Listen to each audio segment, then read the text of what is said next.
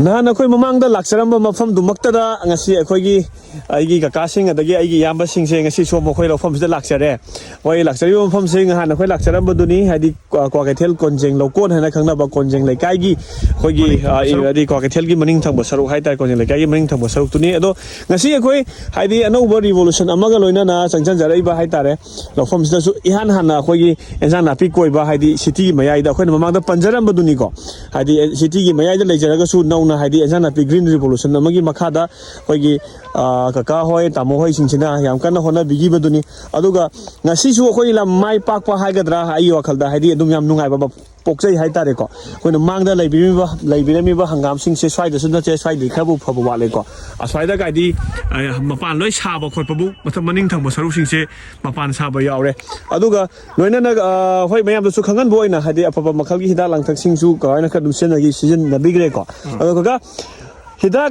Sona kada laiba sigi laiba film siga sona laiba film siga ko adi ani sigi hida khoina humi gold crazy pro adi tarang adi khoina hai ba hida na chingba mayam singse kap khiba siga kap ta ba siga gi khena ba sa kai kamaina tambi ni damo ama mayam makte ama ta habiyo masi kap pa siga kap ta ba siga yan sathine khene adu wasi khoi kap tri kap na ba khoi lojare sem thadana masi yaraga di kapiyo kap traga di yam khene hai tare hoi se sona kan da laiba se khoina masi se kap ta na thamba mafam ni ko mayam na masi Chinthi na mo haibi batare se lai se khoi hida kap ta na thami ba mafam am khang ni then aduga som da laiba se da mang da ubiri ba hangam se hoi phagala ki to ba yang wali aswai maning da gai di yam na hena maning lojage aswai da haidi mapan sa ba bo yaw ai mathang lojage ko khra kung na hoba khra pa na hoba khatang budi yaw adui ta ga su hangam se mang da laiba se da laiba sigi film se da yawra ba ne se da yawre ba ko tamo aduga kap ta ba sina sona kan da laiba hangam sine See, Adi.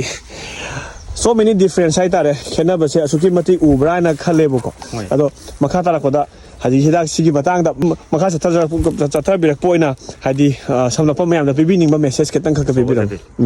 A gapi biram. Mayam da koina sum pija ningi se khoi su interest sama habi de hodi hodi kano de injang na pida mi pal tang da ba ma ho ening ba loina na khoi na uri successful ga di mathangi lawrok pantha hai tare ne madu dai da di madu loi graga khoi rabi pothok si hek lak ma tam da khoi su khare hena chawa adu loina na side lai biri bai chili naw sing la ubi kunmak na suna amu kai na khoi na sinjari ba si tawjari ba si da matung in birakani habi gi thajabadi lai ye hoju phota loina na mayam su enoi gi do oire adai Facebook ta koina suka thagat pa AR gi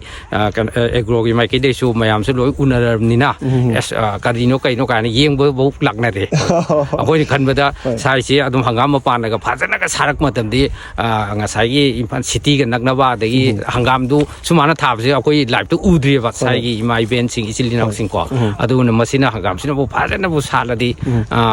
nungai bam di oi ni na khale akoi wakhan da su azuma moni ga ta sen ha kan da akoi nga si changjan ja doi se hai tare akoi nga si changjan ja doi ba khongthang se atai na te hai di akoi Manipur gi ni ko mipum khudi mo hai ba tare akoi chaba thak pa se ga tamo sen ha kan dam tang wat tabal lam dam ma ohen bra ya bra hana di ta sen khale bo ko ka su lei ba na te hai tare akoi nga si hona biri sumaina nga si sumaina sona kan da hundana tawdana lai se ihang hanga lai de ko yum taw ga sumaina khoi do le sida di ke dawre sona kan na isang sang ni hai tare ado akoina kitang effort matam dugi akoina takcha ba na chade haidi akoina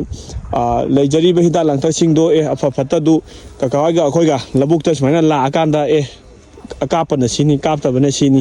sigi posna sida kap siwaina tawbana phai kanai habdo khak akoina suggestion tawjabane bo ka maroi badi akoi haidi ahan ba priority di Manipur da akoi mipan tang da ba haiba tare taseng na ha kan da basi akoina honara ga di chinda dang thai da gi hoga lai mi chak sinjak ta mipan tang da ba haiga adu nga sidi kaka hoina ai mangda leibi ba khoi tamo hoi kaka hoina ngasidi adugi khongthang du da thangjan birapagi da makta kaka haidi ubiri ba Facebook ta tragana khoi sigi page ki kuthang dai ubiri ba AR Agro gi page ki yengbiri ba ichin naw sin da su kaka haibu mamang da su phongdo pige comment ma'am phaja ma'am pibi rakre ko do hen ka hoi akhoi ma'am punna kusam na kan da Manipur da ri wata balam da ma mina se ha khoi gi thaja jabe ja ya no thank you tamo